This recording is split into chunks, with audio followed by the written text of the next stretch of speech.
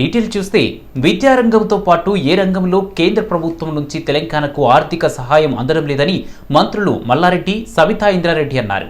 ఉప్పల్లో ఏర్పాటు చేసిన నూతన లైబ్రరీని స్థానిక ఎమ్మెల్యే బేతి సుభాష్ రెడ్డితో కలిసి మంత్రులు ప్రారంభించారు. తెలంగాణ ప్రభుత్వం విద్యారంగానికి పెద్దపీట వేస్తుందని మంత్రి సవితా ఇంద్రారెడ్డి అన్నారు.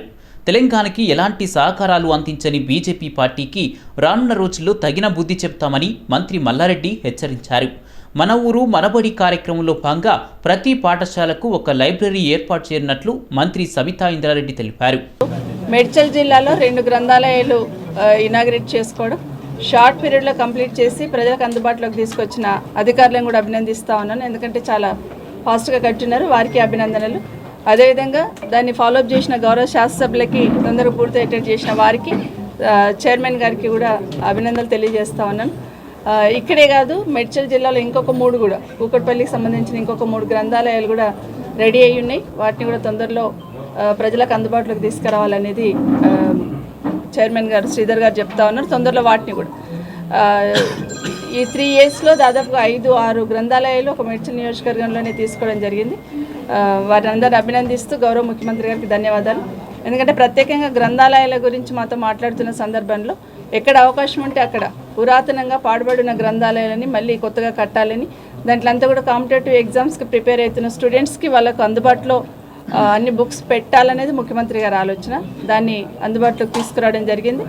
ఎమ్మెల్యే గారు చెప్పినట్టు మంచి ఫర్నిచర్ ఏర్పాటు చేసి అలాంటి బుక్స్ అన్ని కూడా ఇక్కడ పెట్టి పిల్లలకి రేపు ఉపయోగపడేట్టు తీర్చిదిద్దడానికి చైర్మన్ గారు నాగరాజు యాదవ్ గారు తీసుకోవాలి చర్యలను కూడా తెలియజేసుకుంటూ, ఇదే కాకుండా మన ఉప్పల్కి డిగ్రీ కాలేజ్ ఇచ్చున్నారు.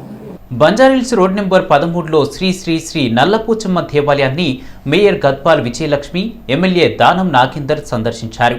14వ వార్షికోత్సవంలో భాగంగా అమ్మవారిని దర్శించుకున్న ఇరువురు ప్రత్యేక పూజలు నిర్వహించారు. అనంతరం స్థానికంగా ఏర్పాటు చేసిన అన్నదానం కార్యక్రమాన్ని ప్రారంభించారు.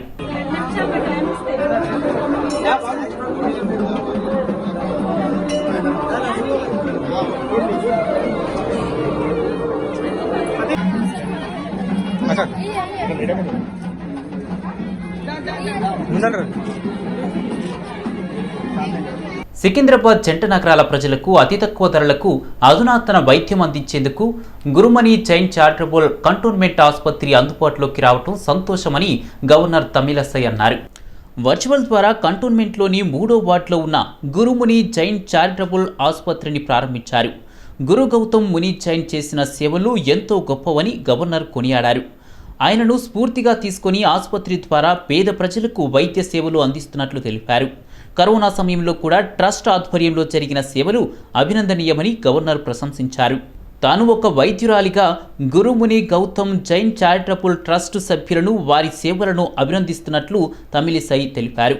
అన్ని రకాల అత్యాధునిక వైద్య సదుపాయాలతో ఆసుపత్రి అందుబాటులోకి తీసుకురావటం హర్షణీయమని, వారి సేవలు మరింతగా అందించాలని కోరారు. ఈ కార్యక్రమంలో గవర్నర్తో పాటు కంటోన్మెంట్ ఎమ్మెల్యే సాయన్న, అధ్యక్షుడు అభిజిత్ చంద్ర తదితరులు పాల్గొన్నారు. I pay my rich tributes to them, and I also say Vande to Gurus and the Guru warriors. It is indeed a great pleasure for me to be with you all on this great day of the inauguration of the Guru Gautam Muni Jain Charitable Cantonment Hospital. First of all, I place my apology that I should have attended the program personally and I should have got the blessings of all the Gurujis, Jain Gurujis who are all available here.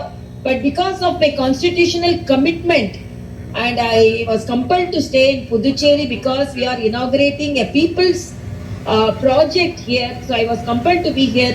So first of all, I apologize and my apologies towards that, and I'm very happy at least I could be connected with you through webinar. Today is a gracious occasion where the philanthropic community has taken up much laudable initiative to serve the humanity by bringing a hospital into existence. I came to know that the initiation of establishing this hospital is taken up by Sri Gautam Jain Kataria under the inspiration of Jain Saint Guru Gautam Muniji. హైదరాబాద్లోని ఉప్పల్ రాచకొండ కమిషనరేట్ల పరిధిలోని పిఎస్కు ఉత్తమ police స్టేషన్గా Rachakonda CP గుర్తింపునిచ్చారు. Uppal police స్టేషన్కు ఉత్తమ పిఎస్గా గుర్తింపు పొందినందుకు గాను ఉప్పల్ పోలీసులకు స్థానిక ఎమ్మెల్యే బేతి సుభాష్ రెడ్డి సన్మానించారు. క్రైమ్ రేటు తగ్గిస్తూ ఫ్రెండ్లీ పోలీసింగ్ ముందుకు సాగుతుందని రాచకొండ సిపి పేర్కొన్నారు. ఇదే విధంగా రానున్న రోజుల్లో కూడా ఉప్పల్ పిఎస్కి మంచి పేరు తెచ్చే విధంగా ముందుకు సాగాలని ఎమ్మెల్యే బేతి సుభాష్ రెడ్డి అన్నారు. గీతా ప్రవీణ్ ముదిరాజు గారిని సన్మానించుకోవడం, అదేవిధంగా ఉప్పల్ పోలీస్ స్టేషన్కు మంచి అవార్డు వచ్చిన సందర్భంలో మరి సిఐ గారులను అదేవిధంగా అడ్మిన్ను వాళ్ళను కూడా సన్మానించుకోవడం జరిగింది. పోలీస్ స్టేషన్ మంచి పేరు తెచ్చి ఫ్రెండ్లీ పోలీసుగా గుర్తింపు తెచ్చి మరి ఉప్పల్ నియోజకవర్గానికి ఒక మా తలమానికంగా ఉప్పల్ పోలీస్ స్టేషన్ తీర్చిదిద్దినందుకు వారికి ప్రత్యేక ధన్యవాదాలు తెలుసుకుంటూ అవార్డు తెచ్చేందుకు కూడా వారికి ధన్యవాదాలు తెలుసుకుంటూ మరి ఇదే రకంగా రాబోయే కాలంలో కూడా ఇంకా పోలీస్ స్టేషన్కు ఇంకా మంచి తేవాలని కోరుకుంటూ మరి గోవిందరెడ్డి గారిని అదేవిధంగా జయరామ్ గారిని అదేవిధంగా మా డిఐ నరసింహరావు గారిని మరి వీళ్ళందరూ కూడా మంచి పేరు తెచ్చే దిశలో క్రైమ్ కానీ మరి ఎస్హెచ్ఓ కానీ అంతా కూడా మంచి పేరు తెచ్చే దిశలో పనిచేయాలని చెప్పి విజ్ఞప్తి చేస్తాను. తెలంగాణ రాష్ట్ర విభజన సరైనది కాదన్న ప్రధాని మోడీ తెలంగాణ ప్రజలకు క్షమాపణ చెప్పాలని ప్రజా సంఘాల JAC chairman Gajjala Kantham, SC corporation మాజీ chairman Pidamarthi Ravi, BC Janasabha state president Rajaram Yadav demand చేశారు. తెలంగాణ ప్రజలను అవమానించిన బీజేపీ పార్టీని రాష్ట్రం నుంచి తరిమికొడదామని పిలుపునిచ్చారు. హైదరాబాద్లోని నెక్లెస్ రోడ్లో ప్రజా సంఘాలతో నిర్వహించిన సమావేశంలో ఈ వ్యాఖ్యలు చేశారు. రాజ్యసభలో ప్రధాని నరేంద్ర మోడీ గారు తెలంగాణ రాష్ట్ర ఏర్పాటుని అవహేళన చేస్తూ మాట్లాడిన వ్యాఖ్యలకు నిరసనగా ఈ నెల 14వ తారీఖు సోమవారం బీజేపీ ఆఫీసు ముట్టడి కార్యక్రమం పెట్టడం జరిగింది. ప్రజా సంఘాలు, బీసీ జనసభ, మాదిగ జేసీ, టీఎంఆర్పీఎస్, సంక్షేమ సంఘం, మహాఎంఆర్పీఎస్, అదేవిధంగా మాలమానాడు సంఘాలన్నీ కలిపి ప్రజా సంఘాల ఆధ్వర్యంలో అమరవీరుల స్తూపం నుంచి బీజేపీ పార్టీ ఆఫీస్ వరకు ఈ ముట్టడి కార్యక్రమం ర్యాలీ కొనసాగుతుంది. నరేంద్ర మోడీ గారు రాజ్యసభలో మాట్లాడిన మాటలు యాదృచ్ఛికం కావు, అవి కుట్రపూరితంగా విషపూరితంగా వారు కుట్ర చేస్తున్న విషయాన్ని తెలంగాణ ప్రజలు గమనించాల్సిన అవసరం ఉంది. ఎందుకంటే గతంలోనే 1952లో మరి ప్రత్యేక రాష్ట్రంగా మనం మణిగినటువంటి హైదరాబాద్ స్టేట్ని మరి ఆంధ్ర ప్రాంతంలో 56లో కలపడం జరిగింది. అంటే 4 సంవత్సరాల పసిగుడ్డిని కుట్రపూరితంగా ఆ రోజు సీమాంధ్రులు మరి ఆ రోజునటువంటి పాలకులు, ఢిల్లీ పాలకులు కలిసి కుట్ర చేసి మరి హైదరాబాద్ స్టేట్ని మరి తెలంగాణ రాష్ట్రాన్ని మరి ఆ రోజు 4 సంవత్సరాల కాల పరిమితున్నటువంటి ఒక అతి చిన్న పసిగుడ్డిని మరి చంపేసి ఆ రోజు ఆంధ్రప్రదేశ్గా మరి విలీనం చేయడం జరిగింది. చాలా ఉద్యమాలు జరిగాయి, చాలా పోరాటాలు జరిగాయి. 1969 నుంచి ఇప్పటిదాకా ఉద్యమాలు, పోరాటాల ద్వారానే తెలంగాణ రాష్ట్రాన్ని మేము సాధించుకున్నాం. 1969లో 350 మంది చనిపోయారు. 2009 నుంచి 2014 దాకా 1200 మంది బిడ్డలు చనిపోయారు. తెలంగాణ ప్రజలందరూ కూడా 4 కోట్ల మంది ప్రజలు రోడ్ల మీదకి వచ్చి ఉద్యమాలు చేసి పోరాటాలు చేసి సాధించుకున్నారు తెలంగాణ రాష్ట్రాన్ని. అది గుర్తుపెట్టుకున్న నరేంద్ర మోడీ గారు ఆనాడు కేంద్ర ప్రభుత్వం, యూపీఏ గవర్నమెంట్, కాంగ్రెస్ ప్రభుత్వము అన్ని పార్టీలతో చర్చలు జరిపాది, అన్ని పార్టీలతో చర్చించాది, శ్రీకృష్ణ కమిటీ వేసి అన్ని వర్గాల ప్రజలతో చర్చలు జరిపాది. అన్ని వర్గాల ప్రజలు కూడా అభిప్రాయం చెప్పారు, తెలంగాణ రాష్ట్రం మాకు కావాలని చెప్పి. బంజారాహిల్స్లోని అంకుర హాస్పిటల్ వైద్యులు ఓ అరుదైన చికిత్సను విజయవంతం చేశారు.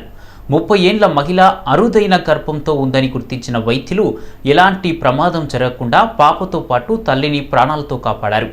ఇలాంటి అత్యంత అరుదైన రకం పిండంలో 50% మాత్రమే బతికే అవకాశం ఉంటుందని, కానీ పిల్లతో పాటు తల్లిని కాపాడటంలో విజయం సాధించామని డాక్టర్ శారదావాణి తెలిపారు. 20 వీక్స్ అప్పుడు 18-20 వీక్స్ అప్పుడు both the couple came to us. వాళ్ళ మెయిన్ ఇన్హిబిషన్ ఏంటంటే ఈ ప్రెగ్నెన్సీని ఉంచుకోవాలా, టర్మినేట్ చేసుకోవాలా. Because 2 babies being in 1 single sac, అంటే ఒక్కొక్కసారి ట్విన్స్ ఏంటంటే ఒక శాక్ లో ఒక బేబీ ఉంటుంది, ఇంకో శాక్ లో ఇంకొక బేబీ ఉంటుంది. బట్ ఇక్కడ ఛాలెంజ్ ఏంటంటే ఇద్దరు బేబీస్ ఒకటే శాక్ లో ఉన్నాయి. ఒకటే శాక్ లో ఉండేటప్పటికి ఏంటంటే ఒకవేళ ఈ ఇద్దరు బేబీస్ లో ఏ బేబీ మంచిగా ఉంటది, ఏ బేబీ అబ్నార్మల్ గా గ్రోత్ ఉంటుంది అన్నది మెయిన్ ఛాలెంజ్. అయితే ఈ అబ్నార్మల్ బేబీ ఏమన్నా హెల్దీ బేబీని ఎఫెక్ట్ అవుతుందా లేదా, ఆర్ ఈ అబ్నార్మల్ బేబీని ఏమన్నా టైం కన్నా ముందు రెడ్యూస్ చేయాలా, ఆర్ ఈ హెల్దీ బేబీని ఈ అబ్నార్మల్ బేబీ వల్ల ఈ ప్రెగ్నెన్సీని టర్మినేట్ చేయాలా అన్నది ఛాలెంజ్. అప్పుడు వీళ్ళు ఈ క్వశ్చన్స్ తో వచ్చినప్పుడు what we suggested is taking forward a healthy baby including the abnormal baby together. That's a challenge. అయితే వాళ్ళు ఆప్షన్ చేసుకుంది ఏంటంటే anyway they want to terminate the pregnancy. So వాళ్ళు ఈ ప్రెగ్నెన్సీని ఎలాగైనా ఒక ఛాన్స్ ఇవ్వండి మాకు, we will give the my best అనేది నేను వాళ్ళకి చెప్పాను అనమాట. సో అప్పుడు frequent monitoring will comes in to the role. Every 2 week ఒక స్కాన్ చేయడము, దాంతో నార్మల్ బేబీ గ్రోత్ ఉండి నార్మల్ హెల్తీ బేబీ ఉండి దాని గ్రోత్ ఏమైనా ఎఫెక్ట్ అవుతుందా లేదా అన్నది we been monitoring. At one point of time 31-32 weeks వచ్చేటప్పటికి 2 బేబీస్ ఒకటే సాక్ లో ఉండడం వల్ల ప్రీటర్మ్ డెలివరీ స్టార్ట్ అయింది. సో ప్రీటర్మ్ డెలివరీకి కూడా బేబీని ఇంట్రాయూట్రైన్ మేము ప్రిపరేషన్ చేసుకుని డెలివర్ చేయడం వల్ల హెల్దీ బేబీ మంచిగా ఉంది. మేడ్చల్ జిల్లా గట్కేసర్ మండలం వెంకటాపురంలోని అనురాగ్ వర్సిటీ 2022 విద్యా సంవత్సరానికి గాను ప్రవేశ పరీక్షలు మార్చిలో జరగనున్నట్లు వర్సిటీ అధికారులు తెలిపారు. విద్యార్థుల భవిష్యత్తును దృష్టిలో పెట్టుకుని రానున్న కాలానికి అనుగుణంగా అనురాగ్ సెట్, అగ్రిసెట్ తదితర ఎంట్రన్స్ పరీక్షలు ప్రవేశపెట్టినట్లు వర్సిటీ వర్గాలు తెలిపాయి. మార్చి నెల 3వ తేదీ వరకు ఆన్లైన్లో అప్లికేషన్లు పెట్టుకోవాలని వారు తెలిపారు. మార్చి 4 నుండి 6వ తేదీ వరకు 3 రోజుల పాటు ఈ పరీక్ష నిర్వహించనున్నట్లు వర్సిటీ ఛాన్సలర్ యుబి దేశాయ్ పేర్కొన్నారు. మహబూబ్ నగర్ దివిటిపల్లి మధ్య 10.45 కిలోమీటర్ల మేర డబుల్ లైన్ ఏర్పాటుతో తెలంగాణ రాష్ట్రంలో రైల్వే లైన్ అనుసంధానం మరింత బలోపేతమైంది.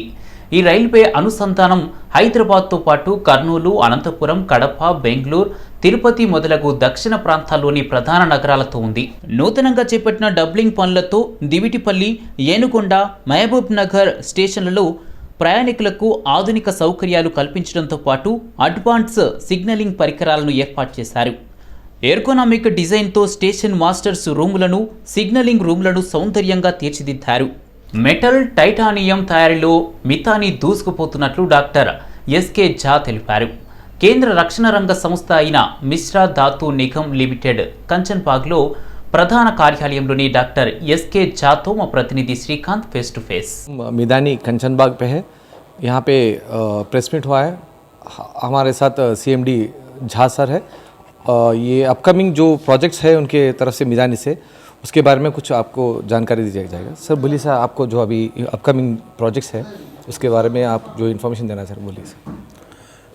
मिधानी ने पिछले 2 वर्षों में प्रोजेक्ट के क्षेत्र में काफ़ी उल्लेखनीय प्रगति की है. इस प्रगति में कुछ जो महत्वपूर्ण प्रोजेक्ट्स है उसके बारे में मेंशन करना चाहता हूँ.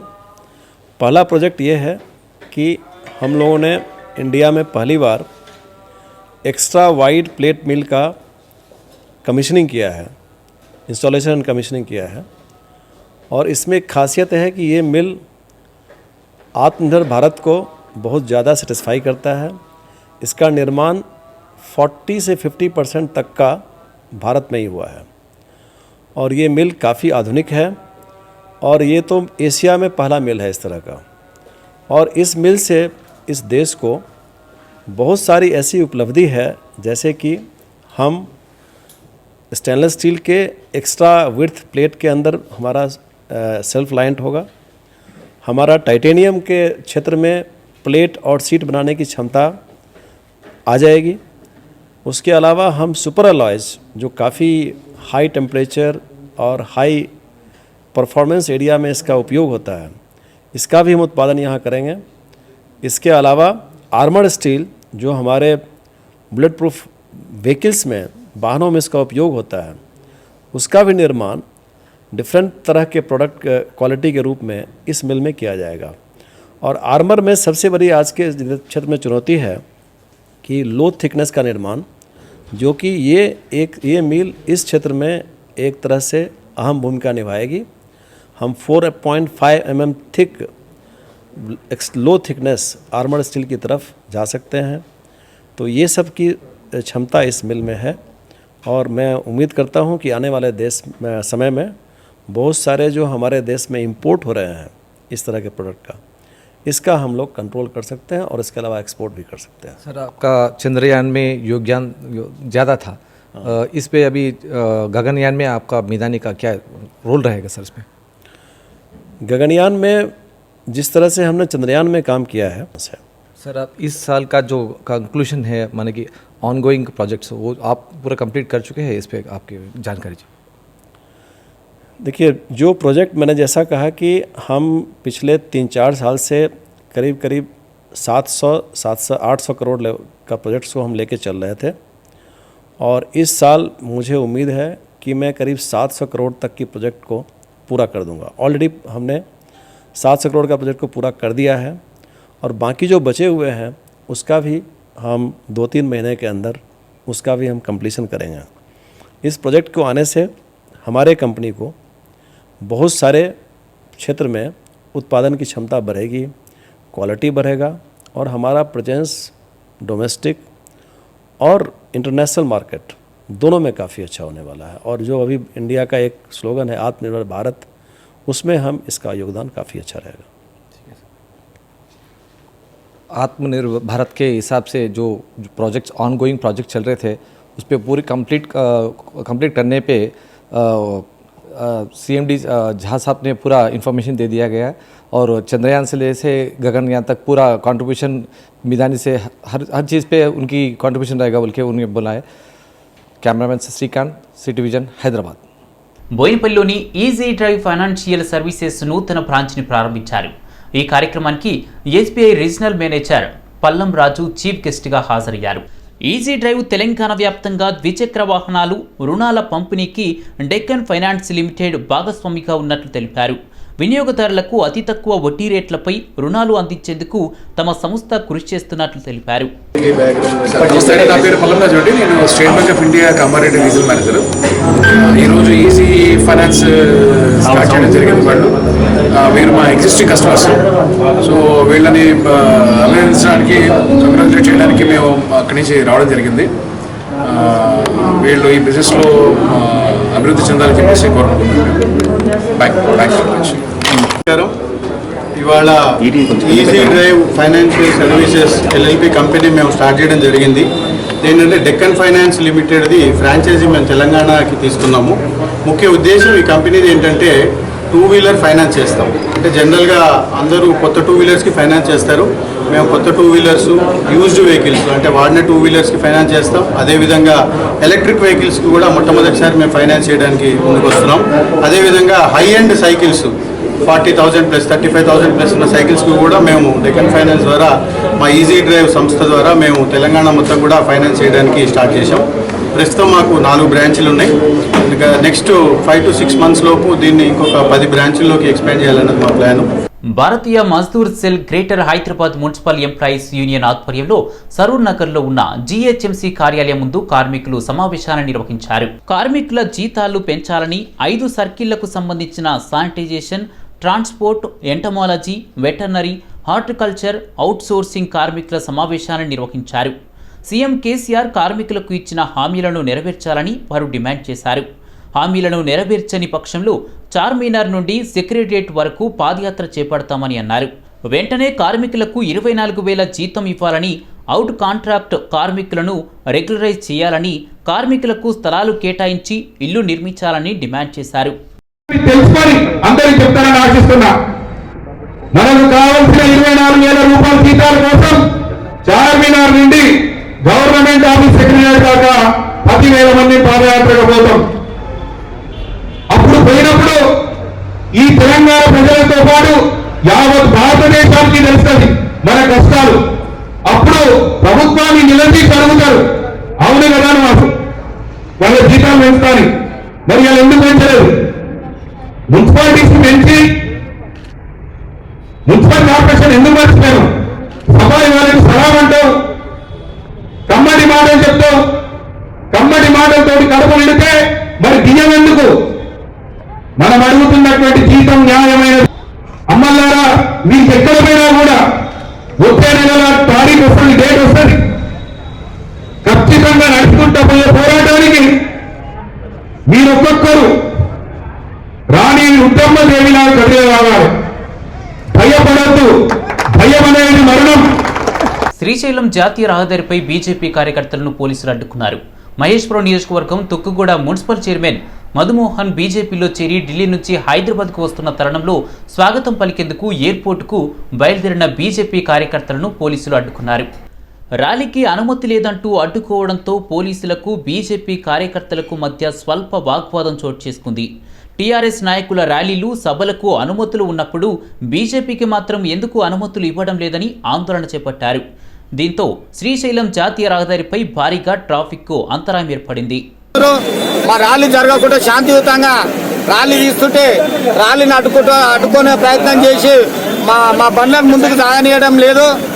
ఒకటే చెప్తున్నా, మీరు అధికార పార్టీ లేకపోతే ఈ పోలీసులు మీ గిరాలు అవుతారా? పోలీసులను మొత్తం మీ గుప్పిట్లో పెట్టుకొని ఈ మమ్మల్ని సరిహద్దులు దాటి గెలిచి నిలిచిన ప్రేమకి పెళ్లితో శుభం కార్డు పడింది. ప్రేమకు కులమతాలే కాదు, దేశాలు కూడా అడ్డు కాదని ఇదివరకే చాలా మంది నిరూపించారు.